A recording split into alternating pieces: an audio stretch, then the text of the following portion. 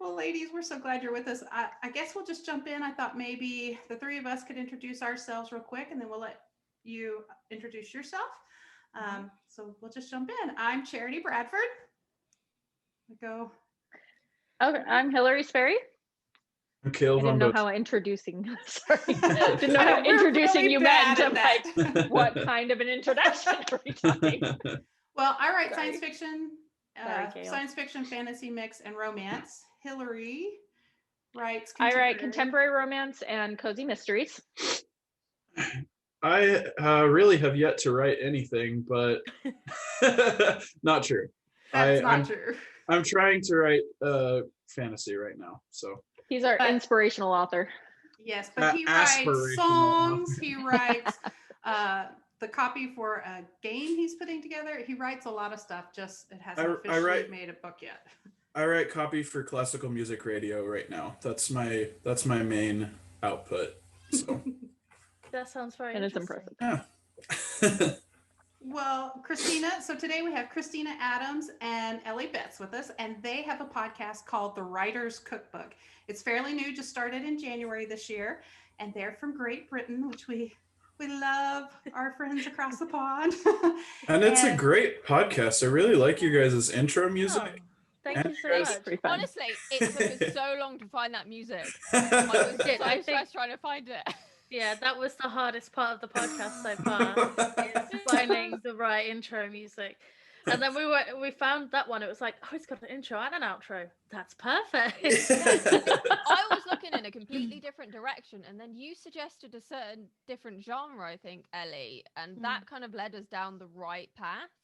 Because I was looking for like some sort of slow guitar music that kind of worked with our talking speed as well. And then you go, no, we need something more jazzy, something more funky. I'm like, you're a genius.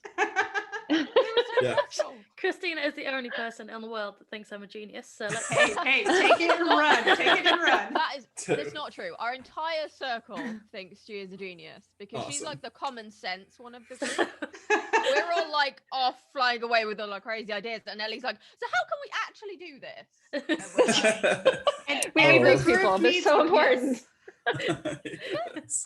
Well, Kristina, why don't you introduce yourself? And Ellie, like I found lots of information about Kristina, but Ellie, you're a little harder to learn things about. So I'm looking forward to getting to know both of you better. Okay, so I am an author, poet, and blogger. I've published 12 books so far. At the moment, women's fiction, romance, and nonfiction for writers. But this year, I'm segueing into fantasy as well. And I also freelance as a content marketer. Awesome. And teach writing. I do courses as well. Sweet. Oh, I can't follow that. I should have gone first. You can. I am a creative writing MA student at the moment. I don't have anything published book-wise, but I've published various blogs on the Writer's Cookbook. They've done very well. They're some of our most popular. And taught a couple of bits and pieces as part of that as well.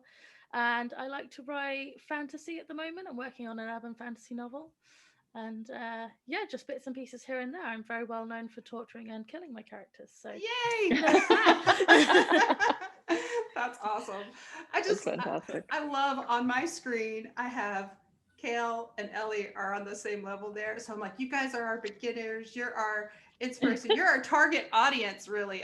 It's the glasses. Yes. Oh my goodness. You're the smart one. And our I only wear them people. to make me look smart. You mean it's not the fact you can't see like this far? No, I can't see anything. I can't even see the screen without them.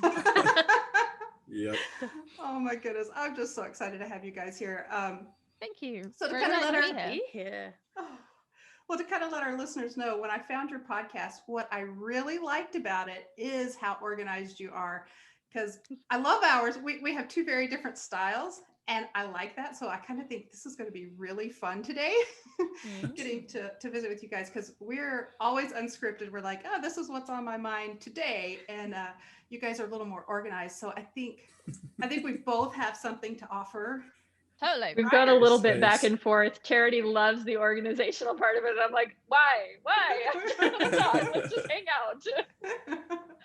I do like the hanging out vibe on your podcast, actually. I find it really nice and easy to listen to. But also, I am a big organizer, and can't help myself. Yeah, I think for me, I like to, because what we do is we don't script it aside from the introduction, but we have bullet points that we want to discuss. And because Ellie and I can be quite forgetful, it's really important to us to have those bullet points, because we will forget something really good if we don't write it down. So Yes. it's kind of Yeah. making sure we cram as much value in as possible. And the key to that for us is to make sure we have those bullet points, but we don't want to script it verbatim, because then it will make it sound way too formal. Yes. Actually, to begin with, I was scripting my bits pretty much verbatim because it's not something I've really done before. But Kristina is having me get out of that habit, and I think it does flow a lot better actually when it's not 100% scripted.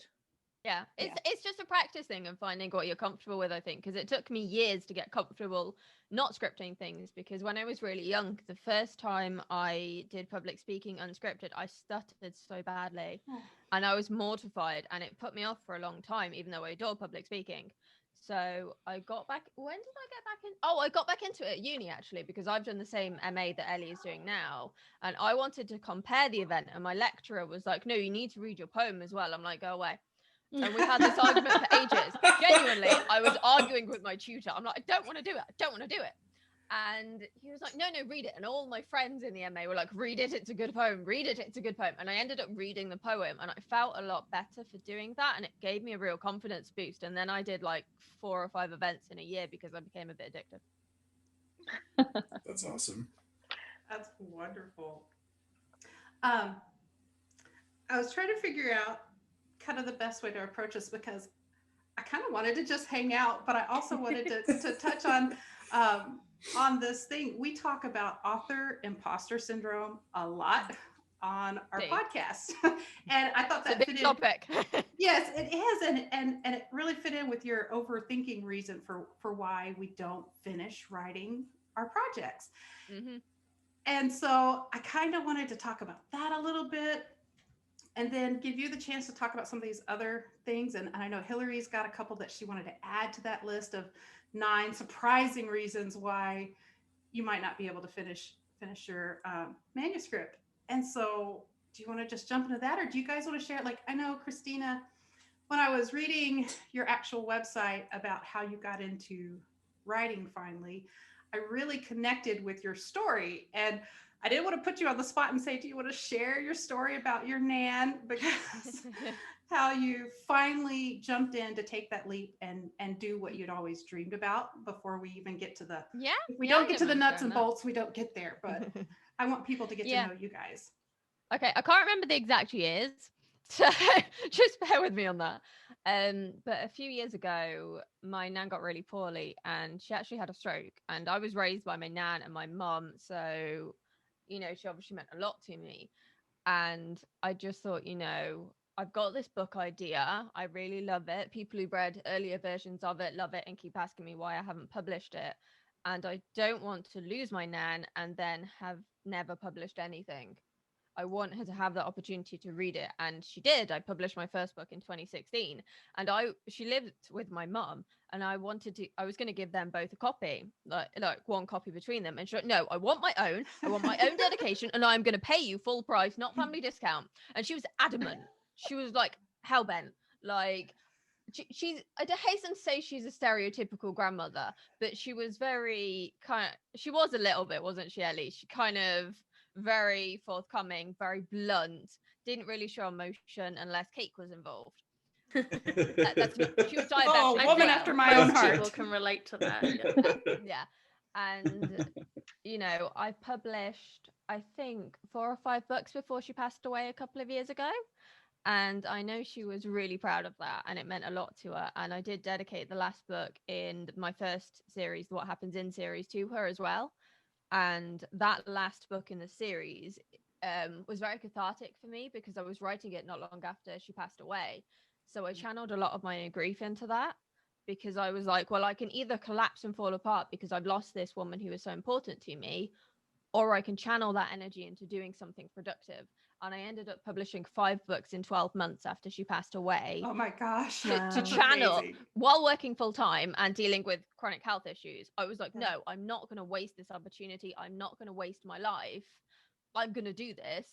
And I did. And yeah, okay, my chronic health issues got a little bit worse for a while, but now I'm doing really well in terms of managing it. You know, a year ago I was almost bedbound, and now I can go and take the dog for a walk and whatever. So yeah. Little Wow. powerhouse. Excellent. That's what I call her. The little You can't call me powerhouse. little, you're shorter than me. Yeah, but like, am I? Yeah, by like an inch. Ah, damn. Listen, 5'2" He's is claiming good it. height. That's all I'm saying. Did you say 5'2"? That makes me 2.5 inches taller. Well, I love just that you a claim little your half powerhouse. inch as well. Yes, that half an inch. Actually, it might be 3/4 of an inch. But either Oh. way, it's very significant. It is very significant. That is an important. Exactly. Well, It whatever. basically just pushes me over the petite clothing lines, just by like a tiny fraction. So all the legs are either too short or too long in clothing for me. Well, how about you, Ellie? What led you to writing and starting this journey? I actually still have the very first story that I wrote, which I wrote when I was 7, and it we got given this assignment to write like a page or something. This was like 8 pages long, and I was just writing it through break time. I remember sitting there and everyone's like, what's wrong with her? But it's about a balloon person who helps rescue some children from the king or something, and I just loved it, and I still have it, and it's like in a little plastic envelope thing. Don't get me wrong, it's not a good story, but for a 7-year-old I was quite impressed. Yes, And That I think sounds way pages is better than amazing. mine. My story was not that in depth when I was 7. Mine was literally my friend stole my china teacup. I'm like, why am I obsessed with a china teacup? I didn't drink tea. I wrote on and off since then. I wrote a lot in my teenage years, poetry, and I was working on a series which I also unearthed the other day when me and Kristina were on a video call, and it's cringy, but I just loved it. That's and I cool, loved though. writing, and it's like an escape, and I felt like I was achieving something, and I think I drifted away from it for a long time, to be honest, and then up until 3 years ago when I met Kristina and a few other local writing people, and just sort of rediscovered how happy it made me, I guess, as cheesy as that sounds, and just carried on writing bits and bobs, and then decided to do the creative writing masters, which has taught me a lot, and not always perfect. I don't think I would recommend academia for everybody, but it certainly works for me, and it's pushed me back onto the right track, and now I feel like I can see my future in writing and all these books I want to publish, and I just love it. I get so much out of it. That's really interesting. That sounds very similar to the way I kind of discovered writing. And I don't have my first story, but it sounds like we could have, been writing buddies at the time. We could. Mine was a little construction paper book that had Oh. something about a princess and a Dracula and something, I don't remember, but That's very they cute. were special stories, and you find these things that kind of propel you along. And then same thing where I sort of walked away from it for a while and then found the people who led me back. Those writing groups are so important, the people who Yeah. support and kind of help you find your path. Mhm. So very cool. I like it. Do you have any questions, Kahle, for them? Anything you'd like to ask? Not right now. Sorry, there were a bunch of screaming kids, so I had to mute it. There might be more. So It happens. I am listening. I'll pop in when I have something to say. Don't worry, you might hear a dog barking in my background at some point. My boyfriend's taken the dog out so that she doesn't bark, but it's pretty much guaranteed every time we record something, she will find something to bark at, because she's the kind of breed that's like, oh, shiny object, bark. Bark. Oh, I want attention. It's like, shut up, Millie. I should say this. She is. I've been watching a dog training TV show lately, and it's made me realize our dog is an angel compared to these dogs. Genuinely, she is Something so to well behaved. appreciate. We've just raised her to be a massive attention seeker. Well, she's So your it's our baby. fault. Oh. She is. She's only 18 months old, so she is still a baby. I mean, my cat is very quiet, but he does have a tendency to stand in front of the camera and then turn his butt to the camera. So if that happens, I'll just cover it up like this. I have to do it on work calls. I'm like, I'm so sorry. No, we need to print you out something that says like censored or something, so you can hold it up every time he goes in front of the camera. Like a little paddle. So Yeah. Yeah. No, we need that. We need that. It would be so good. I might have to do this. I love it. Okay, well, let's jump in real quick and see if we can hit just a couple of these. I don't want Kristina and Ellie to have to rehash a podcast that they have already posted. I want you guys to go, all of you listeners, to go find their podcast, The Writer's Cookbook, and listen to it for yourself because it's awesome. But I did want to just kind of talk about some of these because I think it's important for us to realize there could be reasons we're not recognizing that are holding us back from doing what we dream. Yep. So do you guys want to kind of just touch on a subject, or would you like me to tell you what I highlighted? I printed it off. I think. Oh wow! No, you pick what you want. Okay. Yeah, we'll be led by you. Yeah. Okay. You know what's going to benefit your listeners the most, so that's kind of what we want to focus on, rather than what we think is interesting.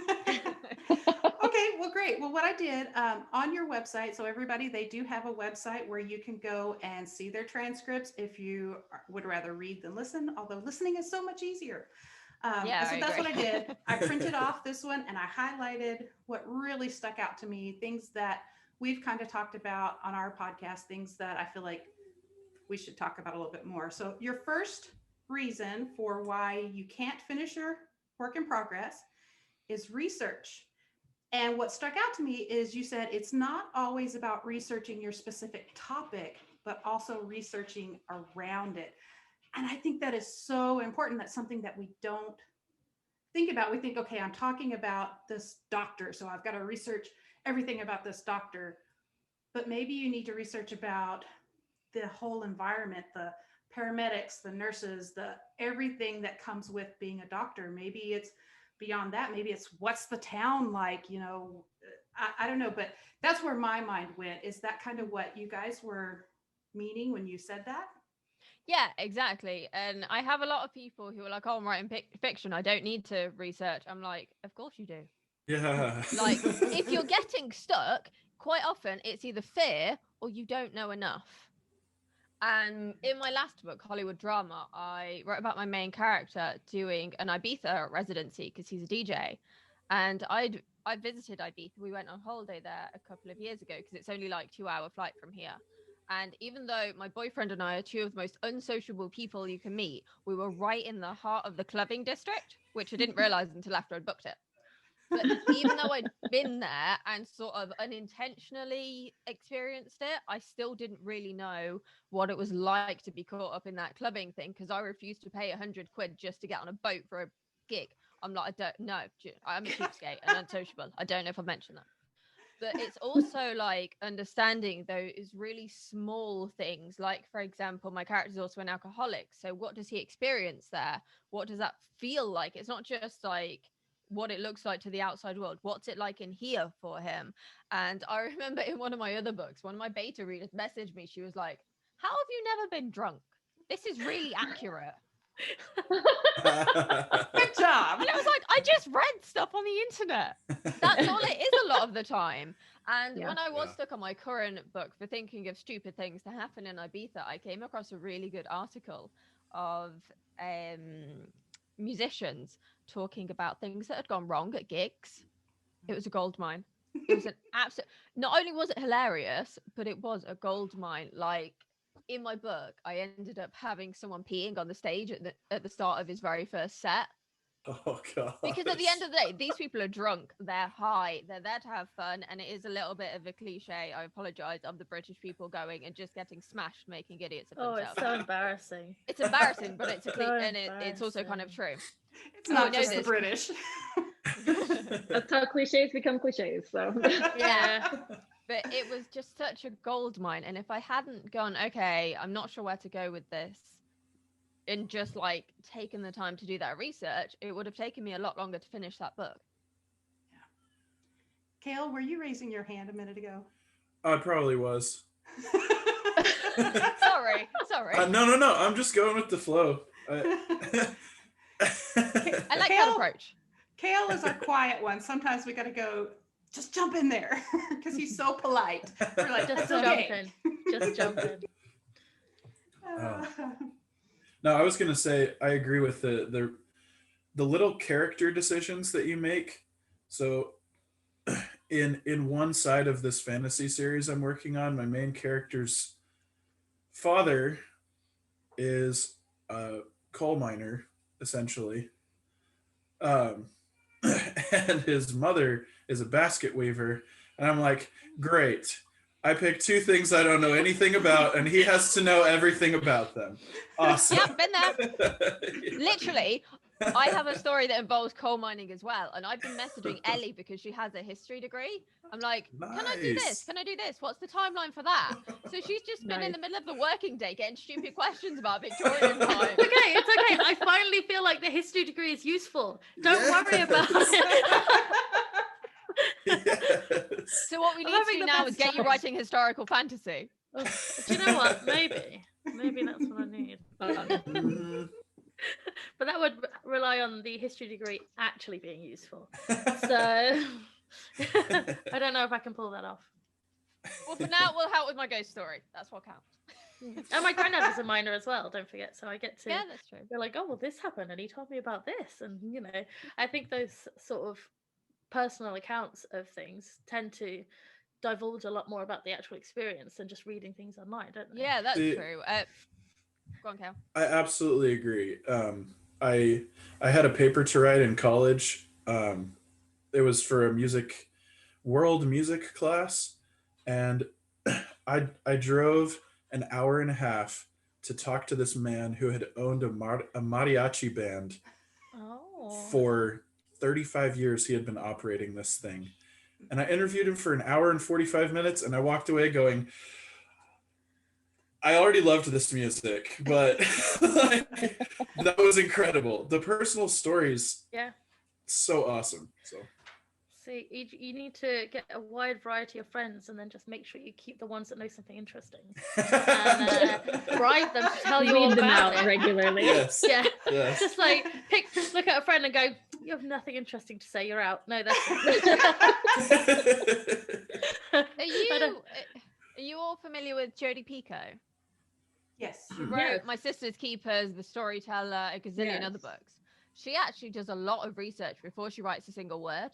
She interviews people because she often tells two different sides of a story, and she interviews people from both sides. Like, she's got one book called Small Great Things, and she interviewed a lot of reformed white supremacists to write about that. And she also spoke to a lot of Black people about their experiences of racism, so that she felt she could really truly embody it rather than making assumptions. She had these real life stories and experiences, and I think that's it's a time consuming way to do it, but it makes the writing very powerful. Yes, I agree. That is awesome. That's one of the hardest things about research, and I made notes on some of the topics in your 9 things that really hit me, and I actually I didn't actually put research down even as one of them, because I'm like, this is like the big obvious one to me. This one, research is hard. Yeah. I mean, if you really want to do justice to the subject, you have to get in there and do it. But it is quite obviously one of the big reasons I think that we don't finish our novels. And I think it's one that people are less aware of. Like I said, because they're like, oh, I'm writing fiction, I don't need to research it, I can make it up as I go along. But I was talking to Ellie last night about my current work in progress, and I said I set a lot of it in the real world. So even though I'm writing about celebrities in my current series, and my next series is a ghost series, I want it to feel like this could genuinely happen, and setting it in real places that I've been to or that I can talk to other people about really brings it to life. But I need to do the research to turn those settings essentially into characters. Absolutely. Hey, Hillary, tell them one of your additions. One of your additional reasons why you can't finish your work in progress. Yeah. So before I had listened to your podcast, Charity was telling me about it, and she was like, so it's about 9 surprising reasons that you don't finish your work in progress. And I started writing things down. Like, my number 1 is you don't have enough chocolate. That's my first reason why you might not. Yeah, that is vital. That is vital. That is vital. I mean, if I've just finished drinking hot chocolate, I can't write anymore. I gotta go do something else. Yeah, but that was my number 1. My next one was you're too busy binging Bridgerton. or something along those lines. So Yes. I just, I don't know. That fell into one of yours where you were, I think, which one was it? I would say it falls under number 8, which is not making time for your writing. There you go. That was what it was. And I think that's really easy for us to do. It's really easy for me to do. I get caught up. I call it research sometimes, and we'll just sit and watch shows that are in my genre or something. And it does help because I can watch plot lines happen, and I can watch things and challenges and stuff that come up, and it's good. I mean, I can justifiably call it research, but at some point it becomes a little bit different. Yeah, Very true. I fell down a rabbit hole of watching ghost hunting videos on YouTube for a while. So much of a And rabbit then hole, I me got Ellie into them. Yeah. And now I've watched all of the ones from this particular YouTuber as well. Yeah. So Yeah, I tend to go to my Hallmark cozy mysteries. I pretty much will just search mystery in the Hallmark, search bar thing, and anything that pops up, I'm like, oh, I'll try that one. which is good, and I do think it can add value to your story and sort of help you to deepen the information there and the knowledge there. Sure. But I am terrible for doing this and not actually doing any writing, which is Right. why I think number 7 comes in there, because it is very much, and I think we specified this in that particular episode, it's about making time for writing. Yeah. Like anyone can say I'm too busy, or I've got different things to do, or I just need one more episode. No offense, because I do it too. But you can, if you really want to write, and you should, because the world deserves to hear your stories, you need to make time for writing, even if that's just 5 or 10 minutes a day to start with. You've got to build that habit, and you'll be surprised how much you can do with just 10 minutes a day. That used to be my tagline when I first started writing seriously back in 2008. Every social media of mine was something along the lines of, as a mother, you have to make the time because no one else is going to give it to you. Absolutely. And that's what I did. I had notebooks in the car, and when I sat in the carpool lines or at the doctor's office, I was scribbling something. That's fantastic. Yeah, There goes our 10-minute warning. Oh, shoot. So- Oh, goodness, that went fast. Yeah, it does. It goes What way too struck fast. what struck me while I was listening to this was what you guys said about if you can write 500 words for 100 days, you got a book. Yeah, Yeah. absolutely. You got a book. So But that's most people can type that fast. What was the maths, Yeah. Ellie? You did the maths, not me. We already It was know, like but we can't remember between anything. I don't know. 50 and 80 words a minute or whatever. Yeah. So 10 minutes, you could write 500 words. Yeah, it's about having that time to write and nothing else. And that's where people struggle. It's like, oh no, I've got to go and research this in the middle of my writing session. Oh no, the dog wants to walk and blah, blah, blah. Yeah. It's like those things can wait for 10 minutes because you'll be much more productive if you concentrate that time on one particular task. You will grow at that skill faster. And also you will get much more done, and you will also make fewer mistakes, because multitasking fries your brain basically and means you don't grow as fast, you don't do things to as high of a quality, and then it can also damage your confidence, particularly if you edit as you write. That was one of my favorite things that you talked about. It's my I pet actually peeve. wrote in big letters, love. Don't let me talk about it because we'll go over the 8 minutes. Yeah. Oh, my goodness. I Go have a listen blog to it. post I wrote on it because I hate it so much, and I don't think people realize how detrimental to their confidence it really is. Yeah. Because That's writing huge, yeah. and first drafts is all about just getting the idea onto the page. I don't even name half my characters sometimes in the first draft because I'm like, those names do That's not matter if I incredible. cannot finish this draft. I had an And entire I love that family. you talked about you talked about really separating those times where you will just write for months at a time, and then you'll only after you've gotten that done will you go back and start editing for a separate section of time. I don't know if you do for months on end as well, but I really like that. I think November to about mid-January just writing, and now I'm in the editing phase because I've got like 3 or 4 books drafted, so I want to kind of get rid of them, shall we say. Yeah. That's amazing. Powerhouse, I'm telling you. Let's talk a little bit more about this confidence, because it's actually my favorite section too. Like I said, it really relates to that author imposter syndrome that we talk about. And I mean, I've been writing for over 10 years. I've got, I think, 15 titles out in 2 different genres. So I should be like, yeah, I'm a writer, I'm an author, go, go, go. But I still fall into the same trap. And in the beginning, I found a quote by Marianne Williamson that I want to share. And I kind of have to remind myself of it every couple of years.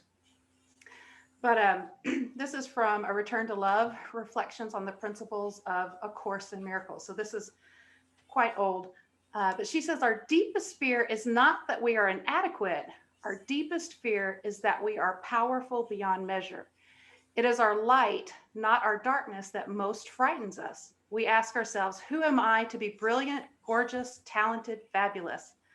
Actually, who are you not to be? You are a child of God. Your playing small does not serve the world. There is nothing enlightened about shrinking so that other people won't feel insecure around you.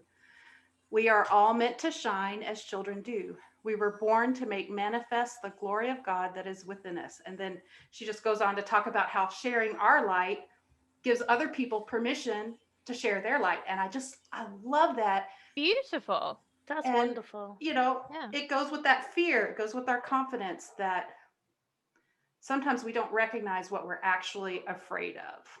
Yeah, and I think it's also we don't recognize what we're capable of, and then these two things really fight against us because we Yeah. can be afraid of the very thing we want the most because it's still unknown and we're worried it won't live up to our expectations. There's my dog. Okay, well, there's that, Millie. But also then that starts to hold us back, and eventually it becomes to this point where we're just not writing at all because we're so afraid of the very thing we want the most.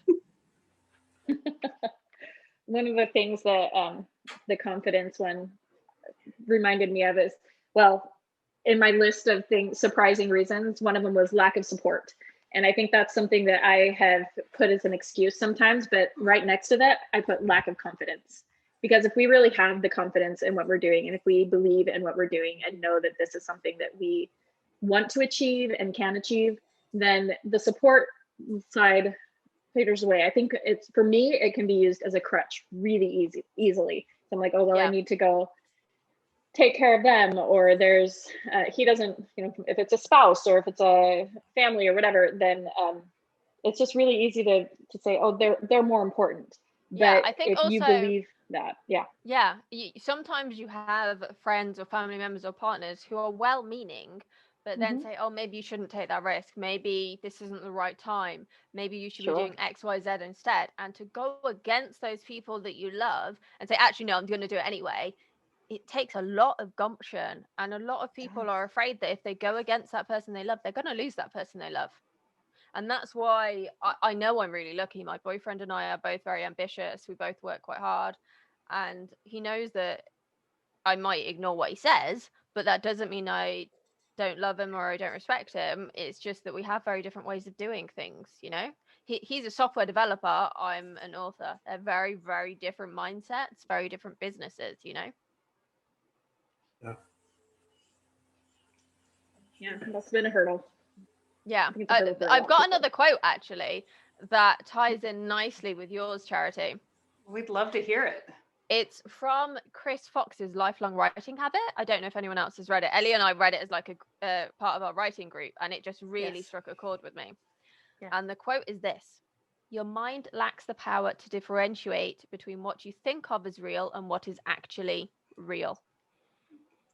So if you think you are a best-selling author, you will not necessarily attract, you will find and notice things that will help you achieve that goal. You'll start seeing things that back up that opinion, because if you're telling your brain that's true, it'll see things and go, oh yeah, that's why that's true, and I do that, so that must be true, and it backs itself up. Yeah, That's wonderful. and it is really hard to train your brain to do that, because that's one of the trainings that I do for my chronic pain is I have to tell myself I don't feel pain or that XYZ isn't a trigger. And it is hard to tell yourself that when you've been in that habit of a negative mindset, focusing on how much you suck and how bad you are at writing or how much physical or emotional pain you are in. But it is possible, and this is why I run the Writer's Cookbook, is to prove to people you can do whatever you want. I was bedbound and I still managed to publish everything I did. What I do isn't impossible. It's just that I'm slightly stubborn and refuse to let these little things stop me. Slightly stubborn. It's a family trait. I can't help it. I love it. Hey, you guys, we're down to less than a minute, so I'm going to close it and reopen it. So if you want to just jump back in. And will it be the same link? It'll be the exact same link. Okay. And then Kahle and Hillary, I know you have things, so if you need to jump out at any time, Cool. it's okay. Stay as long as I can. Okay. Awesome. All right, see you in a sec. Alrighty. So Kahle, did you get a chance to look at, or I think you did say you listened to the podcast. Is there anything you want to bring up and talk about? I think we've gone over most of the things that struck me. It's the way that it is whenever I listen to like inspirational writing podcasts and material. I'm always like, oh yeah, I do that. For real.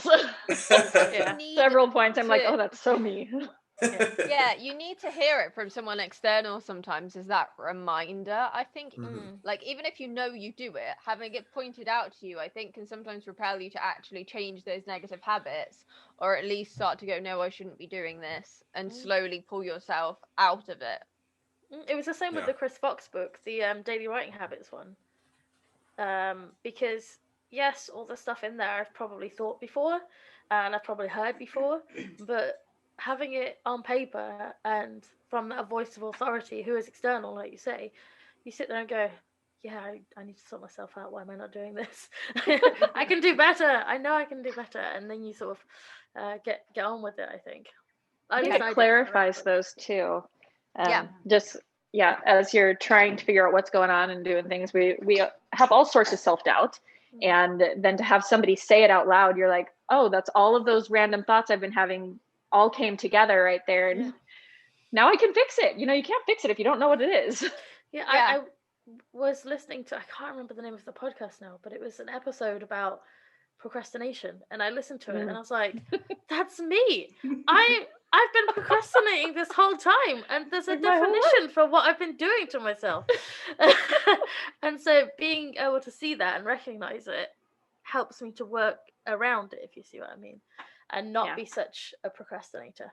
But that's how I got through the first few years of school. So that's how we do. Procrastinating, or by trying to stop yourself from that? Procrastinating. It was only recently I decided to try and stop myself. Yeah. Did you have something, Kristen, that looked like you? Kristina. I did, and then I forgot what it was. Ellie's fault. My fault. It's all good. Well, I did have one other one that I wanted to pull out, and it was under your topic, number 3, tension. And the reason I did is because it made me think of Hillary and something we just talked about a week or so, or however long ago. You thought of me? So you were talking about, increasing the stakes is important for any genre that you write in. And Hillary was talking about how she just likes her characters to be happy and everything to be going well. I realized that was one of my problems recently. I'm like, this is why my books aren't completing themselves as easily, because I'm not giving them good enough stakes. It's like, logically, I knew that had to happen. I've gone to classes about it. I know that this is important. But it's like, as I would try and put my characters through their story, it's like, I don't want to kill off their family. I don't want to do this. Like, she doesn't want to put her mom into a burning building. I don't. I'll tell you what, I was really, really bad for that. I would, because I used to write like almost to escape, I would always focus on trying to make things as happy and shiny and whatever as possible for my characters. It doesn't work well. And someone read an earlier version of What Happened in New York and said to me, you need to be meaner to your characters. And it's the best piece of writing advice I've ever been given. And I may have taken it a little bit too literally. Her reputation for torturing characters precedes her. Just wait. The next 2 series I have planned takes my level of torturing characters like to 1,000 compared to my current stuff. Well, we were talking about my novel idea the other day, Kristina and I, and I was like, and then I'm going to do this. And then she's going to like accidentally channel the spirit of her dead granddad, and she thinks she's lying about it, and she thinks she's just winding her up, and it's going to be so good. And she was like, wow, that's evil. I was like, I know, I'm so excited. I'm so proud. Yeah, I was plotting, because I plot quite far ahead. I've got the first 4 books of my ghost story planned, and I was planning how like they take down the big bad. And I told a couple of people, and they were like, "That's evil, but brilliant." And they were so it's quite grotesque. I don't mind sharing it, but it's quite grotesque. So it depends on what people's levels are for gore. I think we've got a whole range, so. Well, okay, so this will be like book 4. So by the time it actually comes out, most people will probably have forgotten I've said it. But one of my characters, the big bad, is a necromancer, and he is dying slowly, and so he's basically been stealing people's souls to save himself. And he tricks another necromancer into helping him, and one of the other side characters is a mummy who wants to look like a human again, not 4,000 years old. So obviously his skin's really gross. And they go to an alchemist, and the alchemist, once they've taken down the bad necromancer, basically swaps the bad necromancer's skin with the mummy, so the mummy can live, and then the necromancer is in this curse. So he gets eternal life, but he's basically in a coma until someone wakes him up. Oh my Which could be goodness. never. That's my level of evil at this point. I love it. Dang. I like it. I'm excited. I love too that you say you plot so far out. That's wonderful, and obviously that works for you. And I did like in your podcast you said, you know, no matter what level of plotting you do, when you like if you start at a road trip, you at least know where you're going to get to, even if you don't know what you're going to see between. And I loved that you left that open-ended, because plotting is so subjective to each individual of how much. Yeah. It's a scale, Actually, and people see it as too black and white, and it really irritates me, because it's like, no, some ideas you need to plot meticulously, because you're going to shoot yourself in the foot and you're going to spend a decade editing it because there are so many plot holes. But some things don't need as much plotting, and you can kind of go with the flow a lot more, particularly if it's standalone, I think.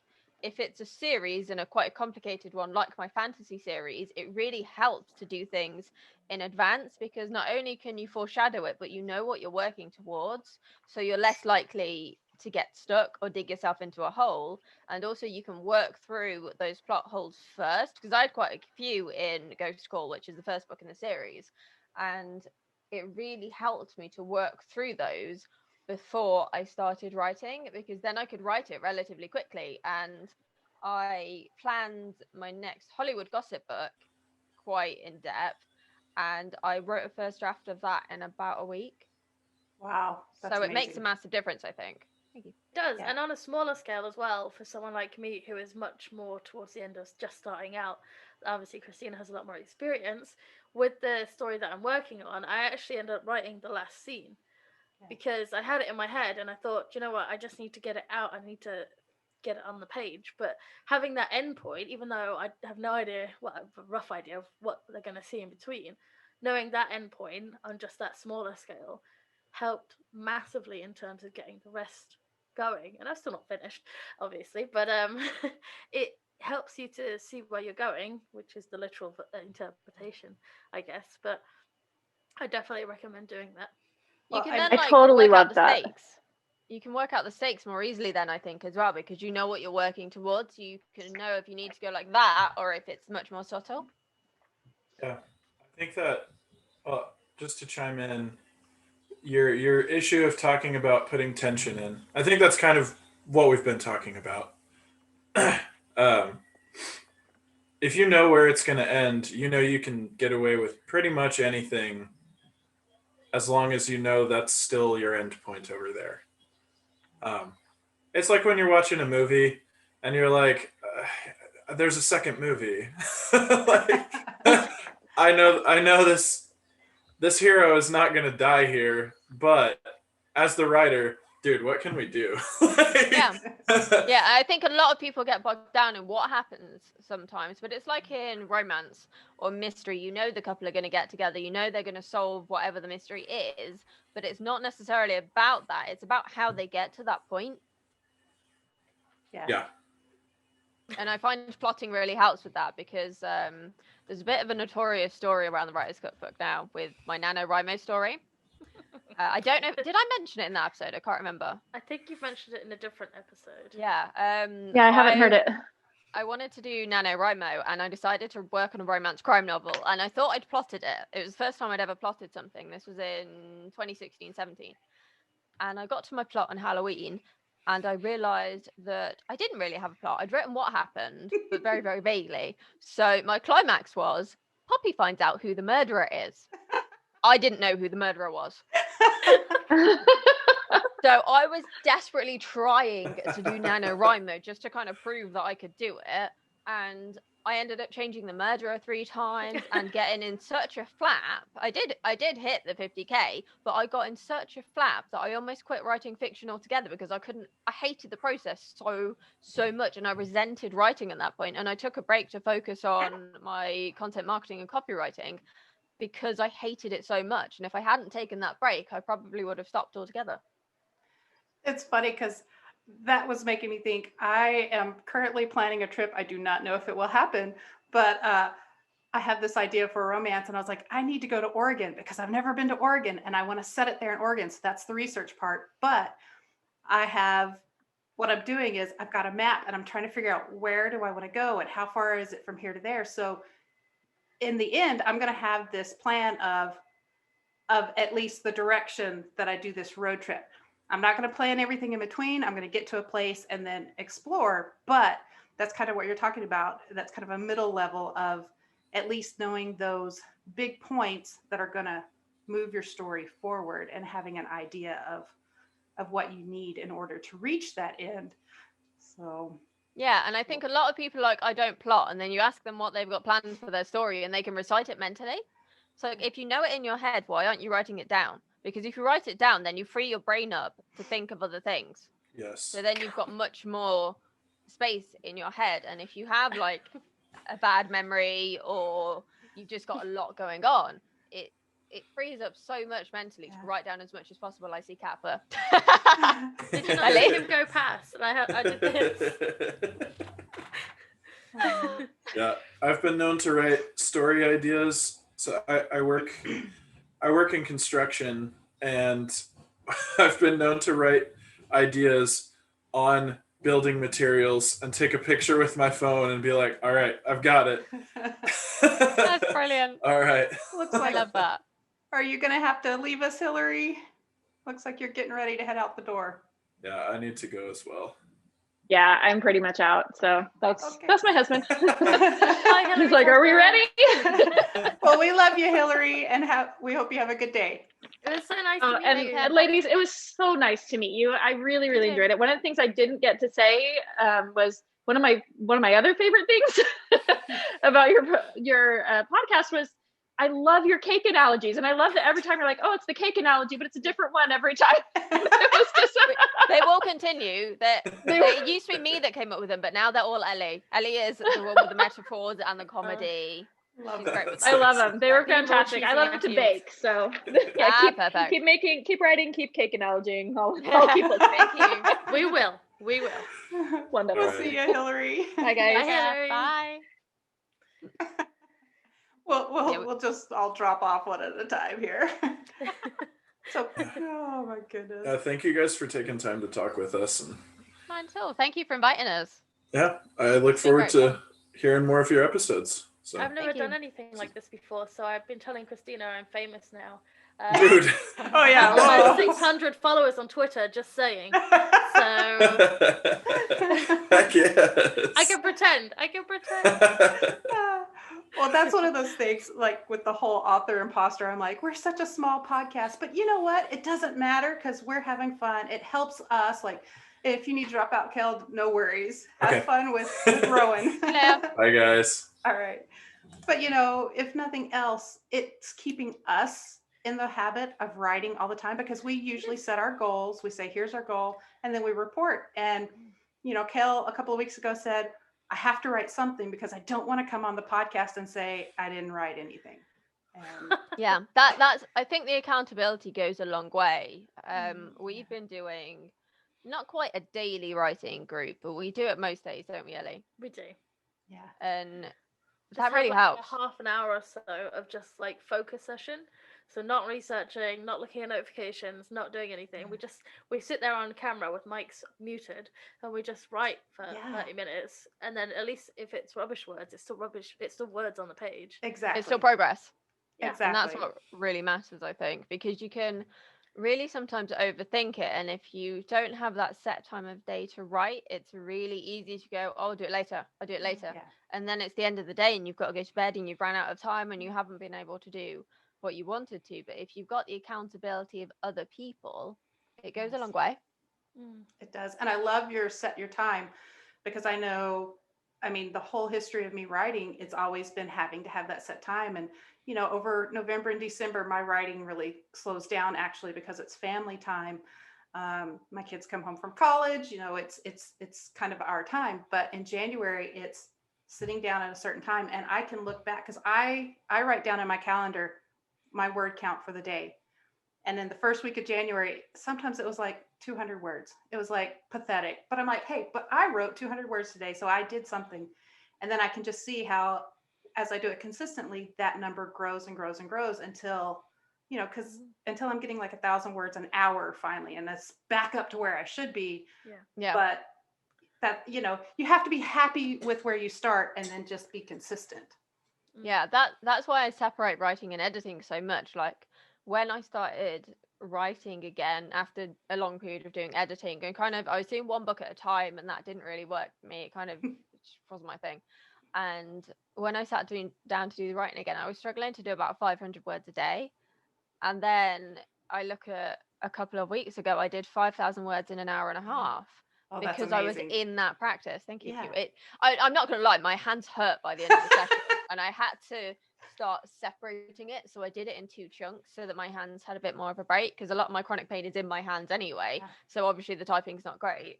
But because of how fast I talk and how fast my brain works, dictation isn't great for my fiction. I use it a lot for nonfiction and for course stuff, but like for course transcripts, for example. But I don't like using it for fiction as much, especially with my stuff being quite dialogue heavy. But it really, I set myself that challenge of doing 5,000 words a day to prove to myself that I could do it and I was still capable of these things. Because if you've been doing something for a while, I think you can fall into slightly bad habits. Yeah. And you Very can easily. focus on the negatives and what you're incapable of, rather than pushing yourself to keep achieving these different goals, you know? Exactly. So do you mind me asking, like you said, most of your pain is in your hands. Do you mind me asking what kind of the chronic illness is? No, I don't mind. I'm always happy to talk about it. I have fibromyalgia and chronic fatigue syndrome. So my joints hurt all the time just for the sake of it. Yeah. And I'm tired a lot as well. But it's kind of more than just feeling tired. It is the overwhelming sense of I can't keep my eyes open. I've got to go to bed. But I was in a weird position this time last year because I couldn't function to work at my day job. But also the doctor was telling me I shouldn't sleep, because if I slept too much, I would make my fatigue worse. And that's kind of this vicious cycle you get into with fatigue, because fatigue isn't necessarily that you're not sleeping enough. Right. But it's finding what is triggering it instead. And I've been doing a treatment program to help with both conditions, and it's made a massive difference. Like Ellie lives about half an hour away from me, and I couldn't drive to hers before without not falling asleep at the wheel, but like needing a nap at hers before I drove home, for example. Wow. And now I can, when I'm allowed to drive there, because we're under lockdown at the minute, I can do that no problem. So it's made a massive difference, and I've come off my pain medication as well. That's wonderful. I just wondered, because I have one of my romances, the first one I did, my character has rheumatoid arthritis. And so I did a lot of research. I talked to a lot of people about that, and just a lot of the things you were saying reminded me of some of the ways that they feel. And yeah, they're very similar conditions, but rheumatoid, they have different causes. Yes. But they're one of those that manifest the same. And I don't know about in the States, but in the UK, they're treated by the same department. Oh, probably. So you see a rheumatologist for both of them. Like I had a diagnosis by a rheumatologist, and then she was like, yeah, I can't offer you any treatment programs or medication or anything. You've got to go back to your GP for that. I'm like, then why did I come here in the first place? Right. I waited 3 months for a diagnosis of something I already Oh. knew I had, and 3 Oh. GPs had already told me I probably had. Great funding. Great. That's a great use of NHS money. Really Yeah. brilliant. Yeah. And just making you wait to hopefully feel better. Yeah, Oh, my but it was goodness. nice to finally have those answers, because when you look fine and you force yourself to pretend to be fine, Yeah. you know, everyone assumes nothing is wrong. And I've been having these issues for about 5 years at least now.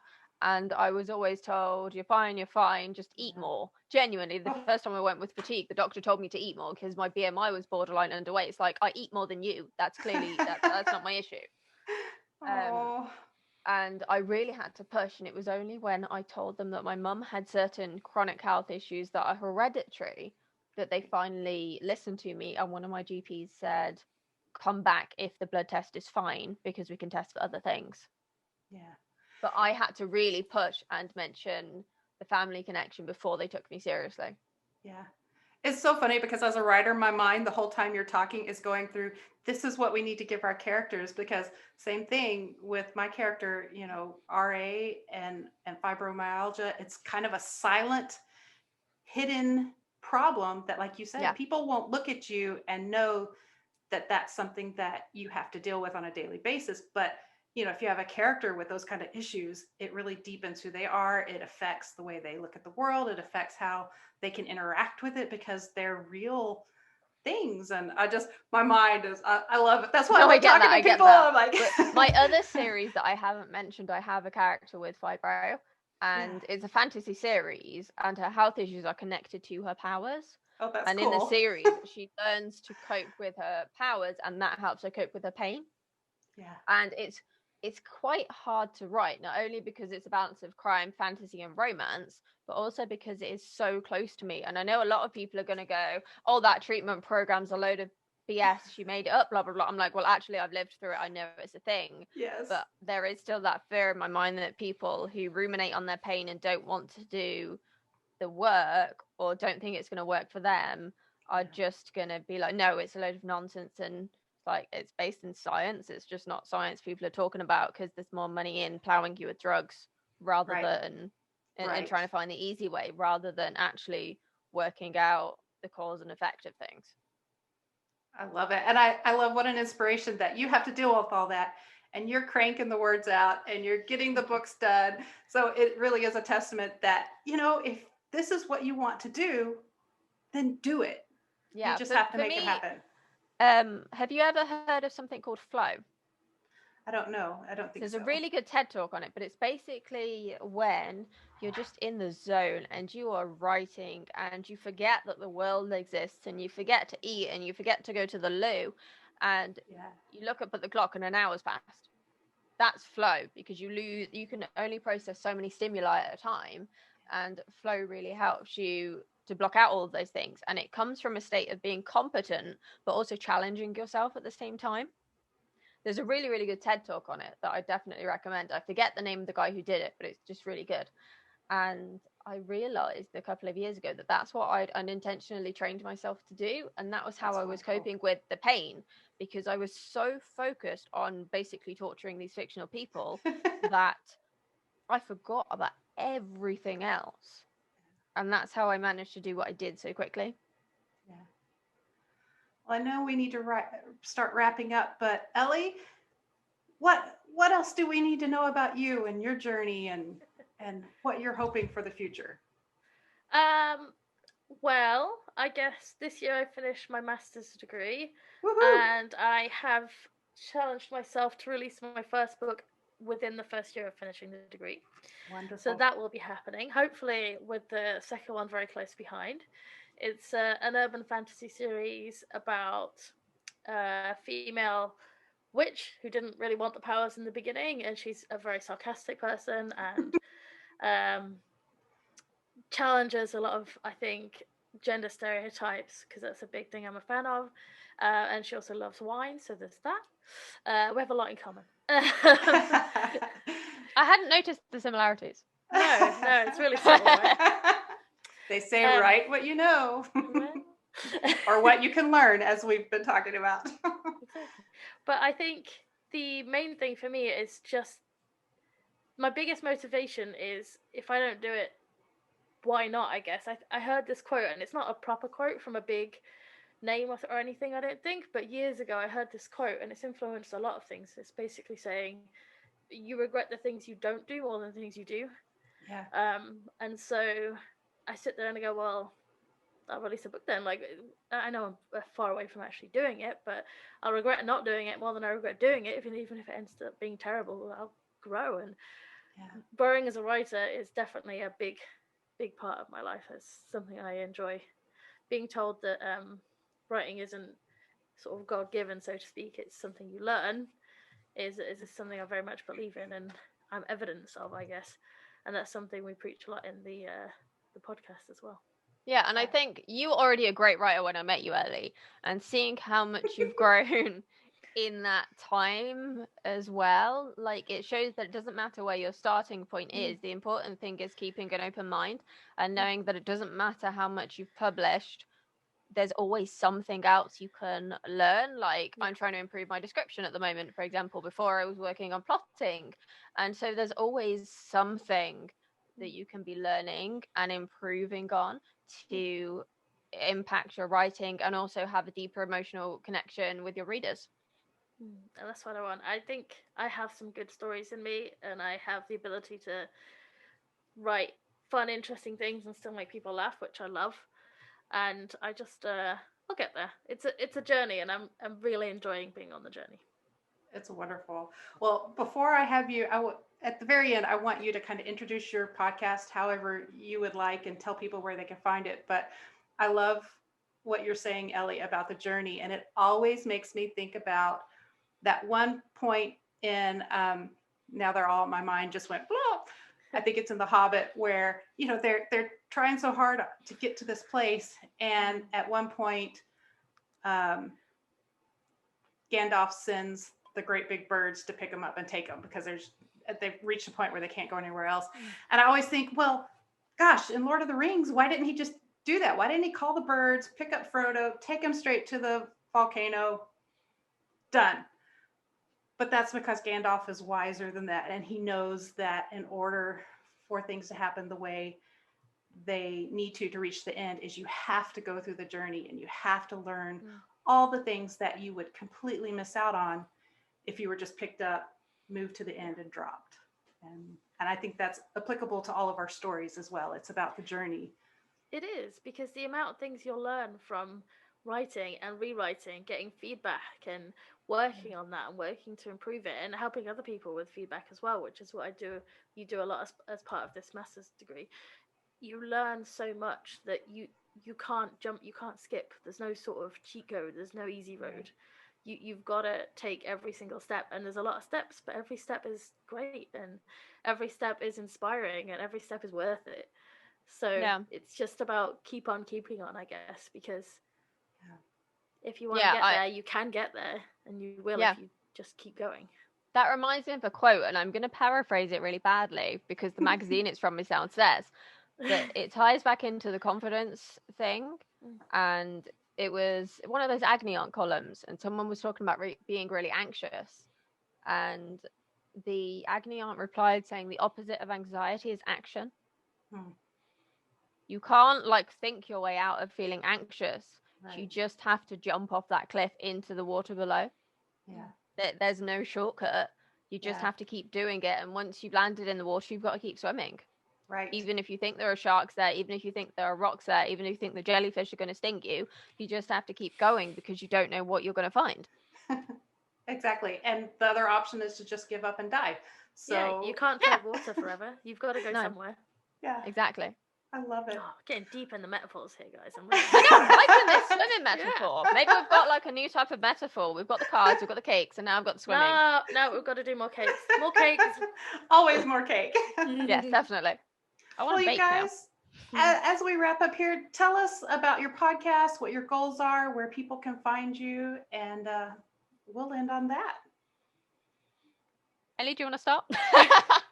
So our podcast, it offers lots of information for writers who have maybe just want a little podcast to listen to about writing or want some inspiration. Kristina is the more experienced of us two, and so a lot of the time it's me picking her brain and going, but what about this? But what about that?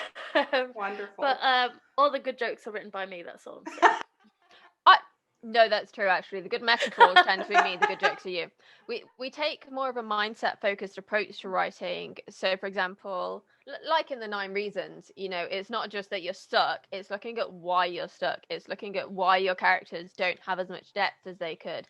It's looking at why your plot doesn't work. But coming from a more, if up here isn't working properly, your stories aren't going to work either kind of angle. And that's because of our own backgrounds, because of my own interest in psychology, and also because of my own experience dealing with physical and mental health issues. That's wonderful. And they can check it out by visiting writerscookbook.com/podcast. Awesome. And we've also got like 400 blog posts on there. We've got There's a lot of blog posts. You can also find more information about it on our Facebook group, which you can get to, I remembered, is writerscookbook.com/Facebook group. Awesome. And we chat on there about all sorts of things to do with writing, and you can get accountability, you can get some advice, and you can just plague us with cool quotes because we like that too, or writing memes, anything you like. But we are Wonderful. always there for some advice if anyone wants any.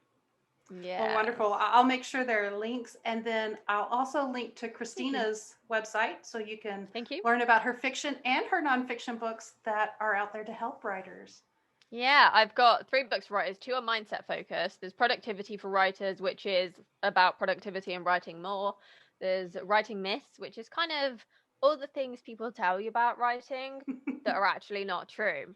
Or all the things you think you should be doing that you don't need to, like you're an author, so you've got to have a blog, but you hate blogging, so why are you doing it?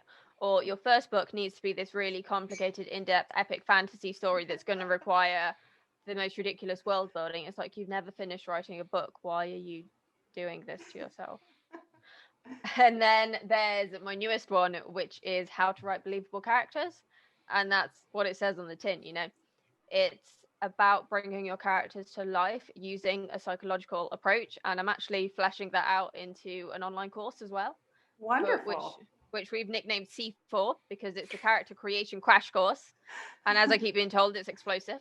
But it's really interesting. Like sometimes putting this content together makes you realize I know more than I think I do, if that makes sense. It does. It's all cause and effect. So it's not just your character's really cynical. It's why are they cynical? Because that will help you figure out how their cynicism manifests. Are they cynical in a relationship? Are they cynical with how they look at the world? Are they cynical to certain people but not others? And those things really play a bigger role in what makes us human than we realize. Yeah. I love it.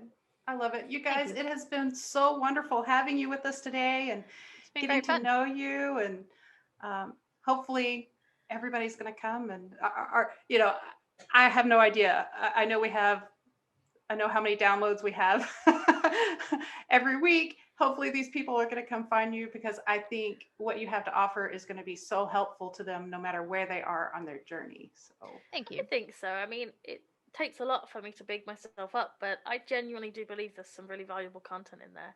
We've got a lot of stuff that we talk about and a lot of stuff to hopefully encourage people and inspire people. So yeah, and we do take a slightly different approach than a lot of places as well. Because like I say, we're focusing on what's going on with you and how that influences your writing process, whether we're talking about the craft or the mindset. And I think that makes a big difference. It's wonderful. It's a great way to approach it. Thank you. Well, thank you guys.